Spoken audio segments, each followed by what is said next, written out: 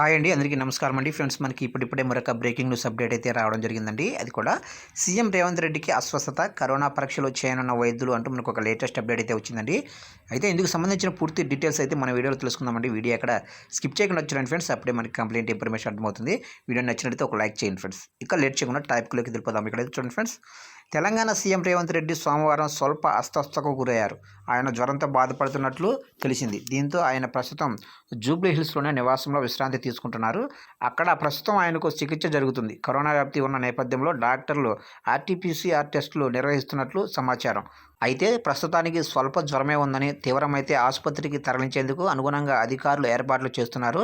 ఒకవేళ సీఎంకు corona positive ఉన్నట్లు నిర్ధారణ అయితే ఆయన పూర్తిగా ఐసోలేషన్లో కొనసాగుతారు. అలాగే ఇటీవల రేవంత్ రెడ్డితో సమీక్షలో పాల్గొన్న మంత్రులు, అధికారులు కూడా టెస్టులు చేయించుకుంటున్నారు. కోవిడ్ రిజల్ట్ను బట్టి తదుపరి చర్యలు ఉంటాయి. అలాగనే ఇటీవల కాలంలో దేశంలో కరోనా కేసులు పెరుగుతున్న సంగతి తెలిసిందే. అయితే దేశవ్యాప్తంగా JN.1 వేరియంట్తో పలువురు ఇప్పటికే ప్రాణాలు కోల్పోయారు. ఈ నేపథ్యంలో కేంద్ర ప్రభుత్వం అయితే అప్రమత్తమైంది.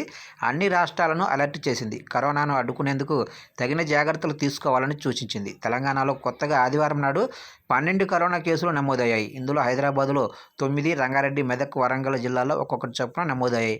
ప్రస్తుతం తెలంగాణలో కరోనా కేసుల సంఖ్య 38కి చేరింది. ఆదివారం 1322 మంది కరోనా పరీక్షలు నిర్వహించినట్లు వైద్య ఆరోగ్య శాఖ అధికారులు తెలిపారు. కరోనా వ్యాప్తి నేపథ్యంలో అప్రమత్తంగా ఉండాలని అధికారులు సూచిస్తున్నారు.